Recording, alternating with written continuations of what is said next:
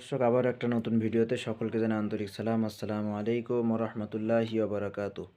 তো আজকের ভিডিওর বিষয় হলো যে আমরা 4টা লুপ ক্যাপাসিটর বক্সের ভিতরে নিয়ে আসব নাকি 3টা লুপ ক্যাপাসিটর বক্সের ভিতরে নিয়ে আসব, কোনটা নিয়ে আসলে আমাদের সুবিধা বেশি হবে।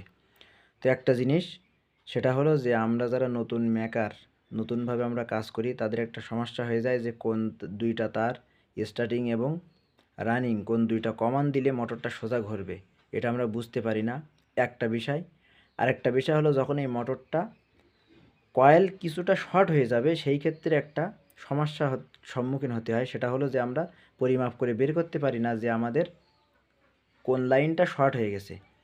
এজন্য আমরা কি করতে পারি, তখন পুরা কয়েলের সেট, পুরা কয়েলটা বাইরে বের করতে হয়। করার পরে আমাদের দেখতে হয় যে কমান্ডটা ছাড়ানোর পরে, কমান্ড কানেকশান কেটে দেওয়ার পরে দেখতে হয় যে কিভাবে আমরা সেইটা সমাধান করতে পারি। অথচ যদি আমরা 4টা তার, অর্থাৎ এই যে স্টার্টিং এবং রানিংয়ের 4টা লুপ থাকে, 4টা প্রান্ত, এই প্রান্ত 4টাই যদি আমরা ক্যাপাসিটর বক্সে নিয়ে আসি, তাহলে আমাদের বুঝতে সুবিধা হয় যে আমরা কিভাবে এটার কানেকশান দিব।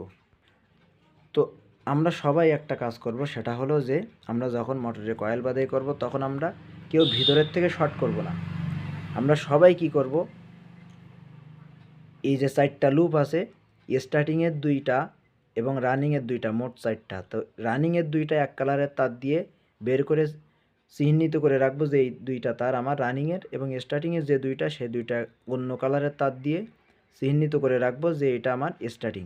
তাহলে আমাদের বুঝতে সুবিধা হবে। এজন্য বডি শর্ট হয়ে যাওয়ার আশঙ্কা থাকে এবং মোটর সোজা হচ্ছে কি উল্টো হচ্ছে, এটা আমরা সহজে বুঝতে পারি না, অনেক মেকানিক আছে। এজন্য আমরা 4টা তারই ক্যাপাসিটর বক্সে নিয়ে আসবো, আনার পরে এখান থেকে আমরা শর্ট করে দেব। তো আজকের ভিডিও এ পর্যন্তই। সবাই ভালো থাকবেন, সুস্থ থাকবেন। আসসালামু আলাইকুম ওয়া রাহমাতুল্লাহি ওয়া বারাকাতুহু।